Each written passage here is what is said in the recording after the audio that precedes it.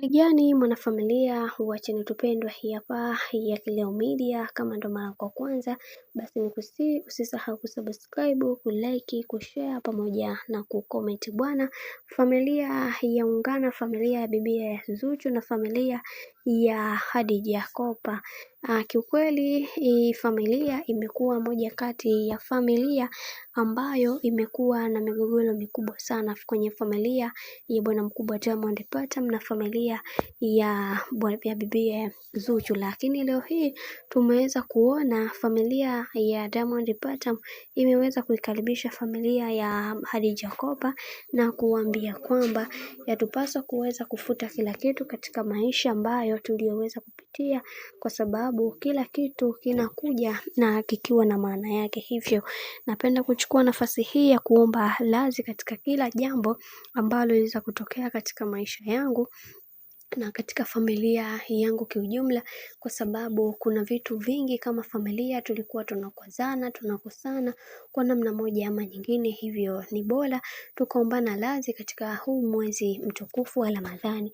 Hivyo familia hizi ziliweza kukaa na kuweza kusolve matatizo yao ambayo waliokuwa nayo na kuanza kufunguka kuhusiana na kila kitu ambacho kinachoendelea, na mwishowe wakasema kwamba yatupaswa kuweza kuhakikisha kila kitu kinakuwa katika misingi na mikakati iliyo bora, na sisi kama familia tutahakikisha kila linalotokea katika maisha liwe katika mikakati na misingi iliyo bora, kwa sababu watu wengi hawapendi kuweza kuona watu wengine wakifanya makubwa zaidi katika maisha. Hivyo ni vyema tukalitambua hili katika maisha ili kuweza kuhakikisha kila kitu kinakuwa katika misingi na mikakati iliyo bora, na hicho ndio kitu pekee ambacho tunatamani kuweza kukiona katika familia nyingine. Hivyo familia hizi ziliweza kupatana na kuweza kufuta kila kitu ambacho kinachohusiana na masuala mazima ya ugomvi na kuanza maisha mengine mapya, na tumeweza kuona bibi Zuchu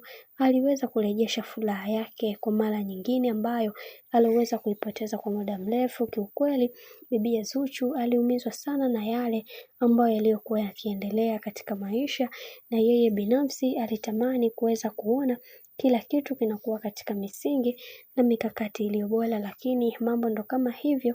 Wanasema siku zote kila kitu kinakwenda kwa mipango ya bwana. Mambo ni mengi na muda ni mchache.